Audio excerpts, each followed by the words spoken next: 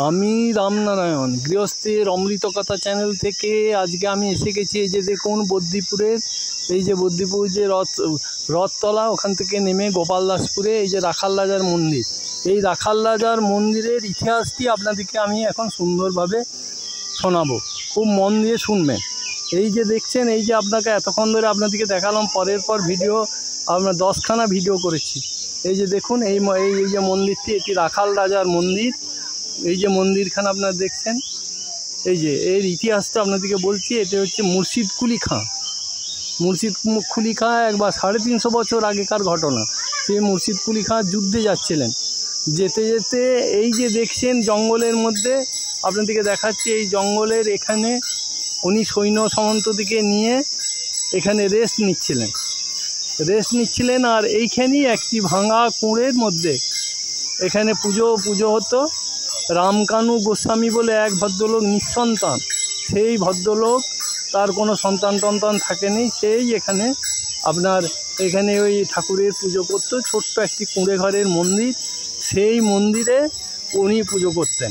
এবারে এইখানে মুর্শিদ কুলি খাঁয়ের যেসব সৈন্যরা সবাই ছিলেন এখানে শুয়ে রেস্ট নেওয়ার পর ওই গরিব ব্রাহ্মণ যে জোড়হাত করে বলেছে, এই যে দেখুন, যে আপনারা যদি সেবা করতে চান একটু সেবা করে যান।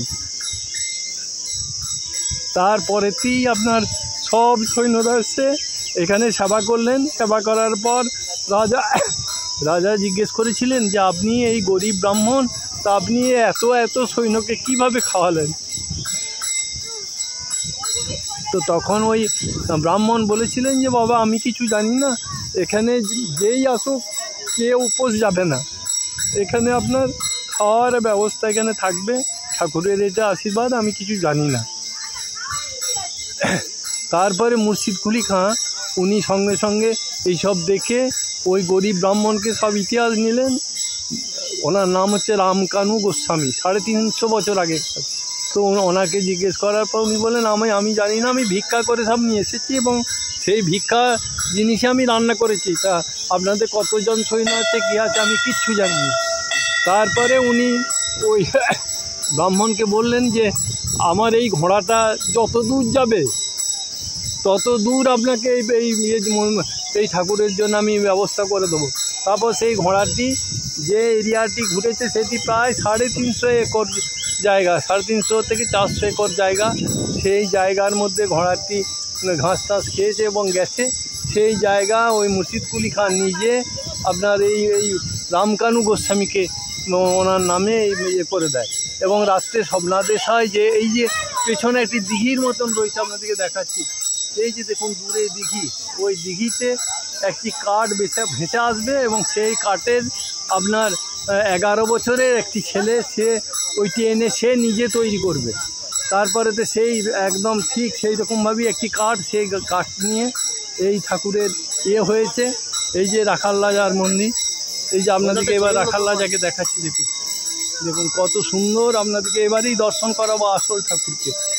এই যে দেখুন কত সুন্দর, দেখুন কত সুন্দর, দেখুন কত মনোরম। এই যে দেখুন